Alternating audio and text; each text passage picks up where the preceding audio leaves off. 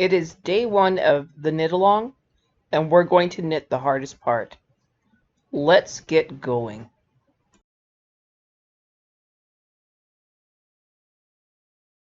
So let's talk stitch scales. This is stitch scale number 3, and it has the numbers 33, 34, 32, and 31. Our reading said 32, so we're going to use 32. You can see these other ones. I have several repeats and my green scale. And then we have the special ones, the black dot. Those have a 0 in the center and then on either side. So I could use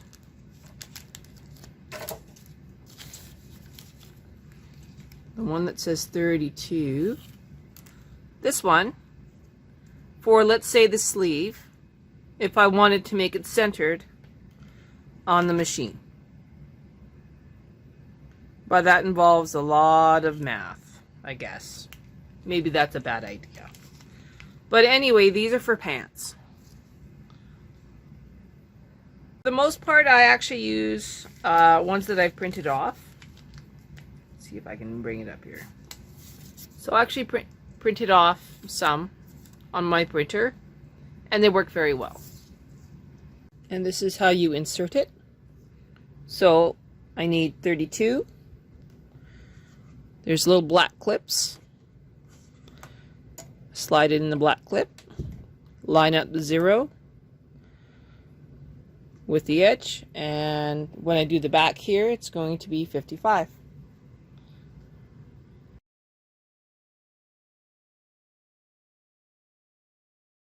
Front first. Ready? 3, 2, 1, let's go. What are we going to do first? Well, first of all, we're going to make sure that we have enough stitches in work for the project. Our scale over here says that we need 55 to follow C. So 55 left and 55 right. You might think, oh my god, that seems really, really big. No, it's actually not, because when the stitches relax, they will shrink. And this will fit the child that you think it's going to fit. Don't let the width or the length, the moment you're done, fool you. Once you have connected it all together, washed it and dried it, it'll be the perfect size for your target audience. I am not going to do any fancy or strange ribbing. I'm just going to do 1x1 ribbing. So I'm putting the stitches down, bringing one extra one up, knitting across,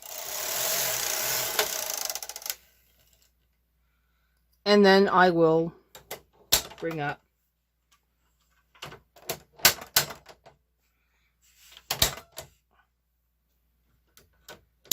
the beds,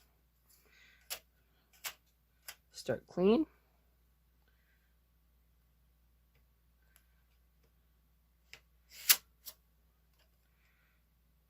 start clean, start clean. Okay, I am now going to load my yarn, knit my cast on row, knit my circular rows, and then I will reset the pattern to knit the ribbing. There will be some moments where you do not notice the paper moving. That is normal. That is this machine adjusting for the number of rows per inch that your yarn does at the tension that you did your tension swatch at. I have it set in circular, 0, tension 1 and tension 1 for this circular rows, and then I will switch it to tension 4 for the ribbing, and then I will reset my pattern paper, bring all the ribber needles onto the main bed, and knit the main body of this sweater.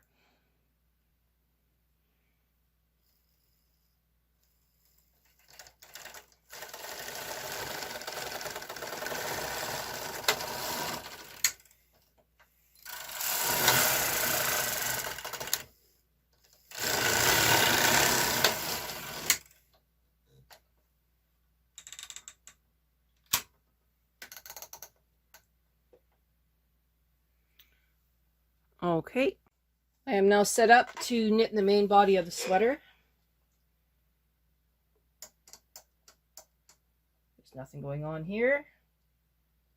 Okay, that is now set for 30 to 60. That is on 0. Double checked all my settings. I'm on tension 4. I'm now going to reset my row counter to 0, 0, 0. And I'm going to knit across and see how it goes. Pretty reasonable. You can see the paper is moving.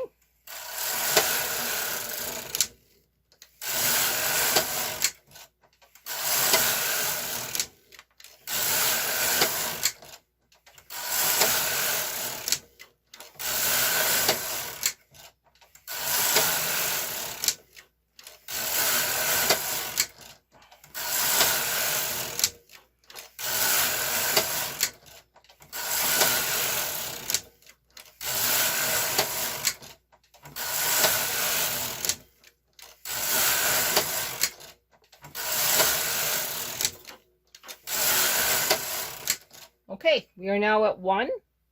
I'm now going to take all of these ribbing and move them up. Okay, I have all of the ribber transferred. Lowering my bags. Making sure nothing got dropped. Now you can see that I've actually got 56 and 56, so I need to transfer stitches inward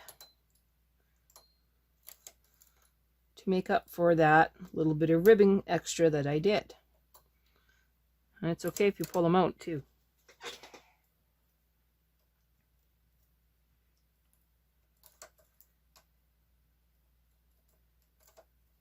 There we go. Now we're at 55 and 55.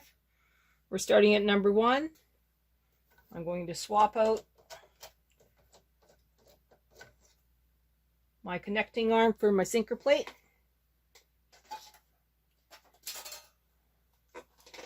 I'm also going to increase my tension to 6.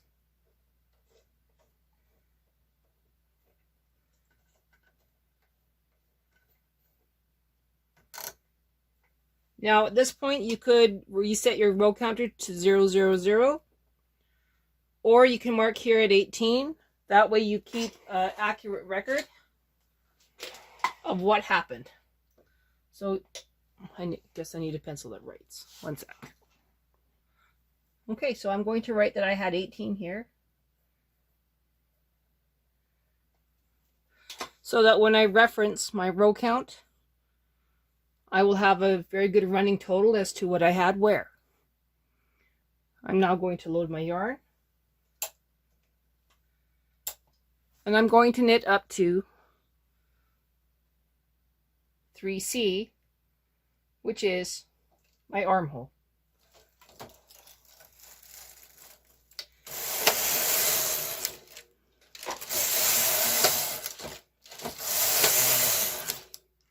I'm not going to bore you with knitting the whole thing, so I'm going to pause this video, and then when I get closer, I'll start it back up. One of the annoyances of these paper patterns is their desire to curl, and they will curl in on themselves. So I take a clip once I can actually touch the end of the paper, and I just put it on the end as a weight. And what happens then is that the paper does not curl in on itself as it feeds. Okay, we are now getting closer. I have about 10 more rows before I have to start patterning. So here we go.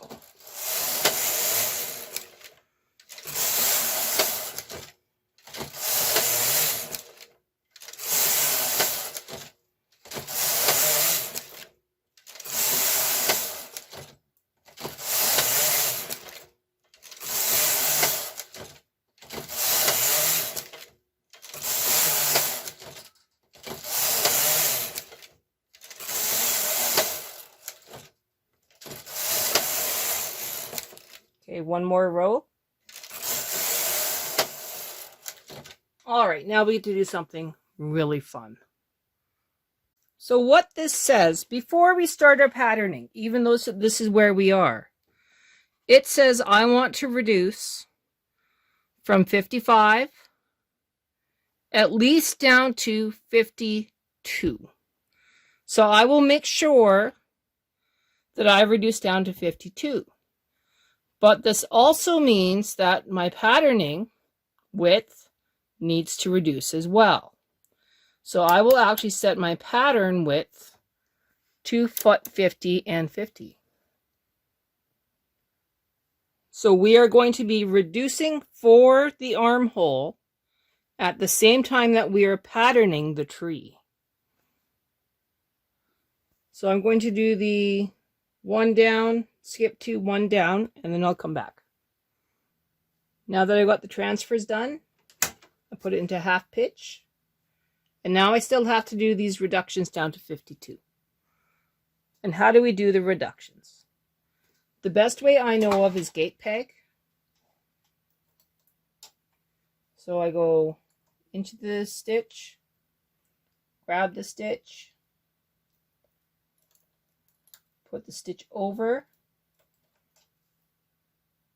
through, grab the stitch around the gate peg,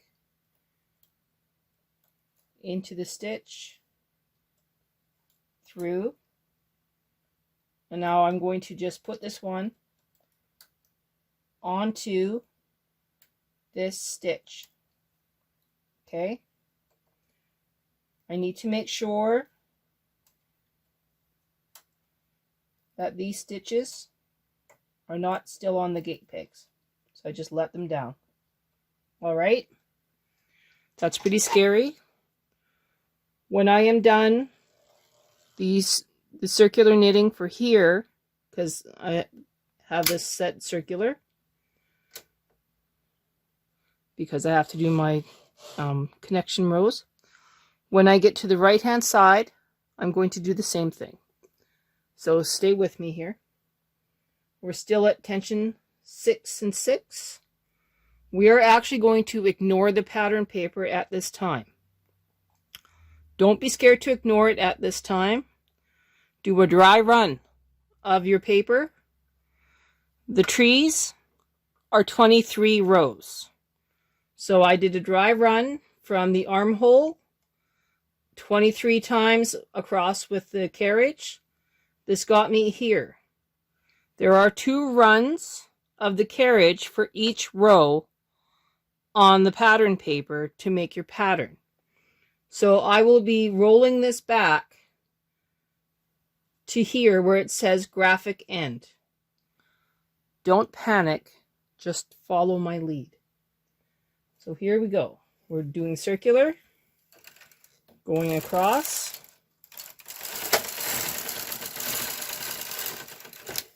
Okay, so now I'm taking this yarn end and I'm treating it just like we were knitting normally, where it's going into this stitch. I guess I got to move my camera one second.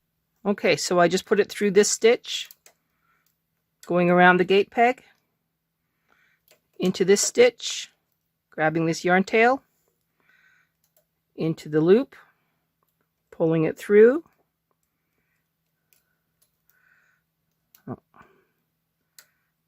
into this loop, pulling it through, into this loop,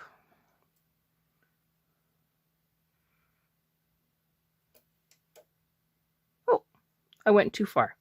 Okay, give me just a second here. I'm just going to back this up because that's where I was supposed to end. Okay, I have a nice little pick here. So I'm going to pull this up a little bit.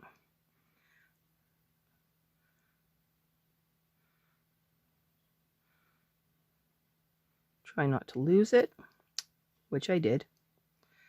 No big deal. Just going to let it go. Try and move the right one.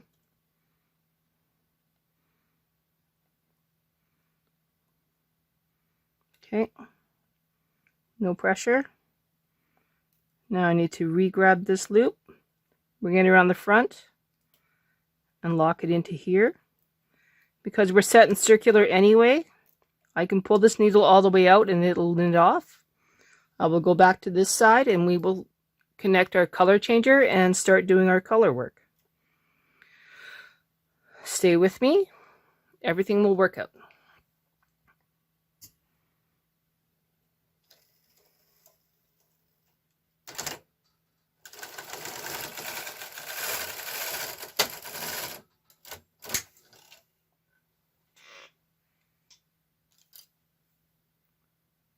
One of the important things that I just forgot to do was to put in the cast-on comb.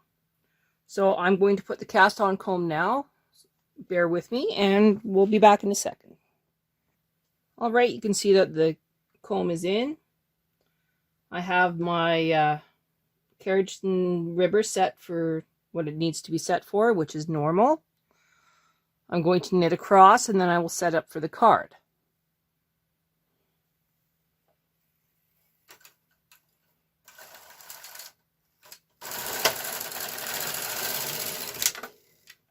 I'm going to do my best not to hit my head on the camera all the time.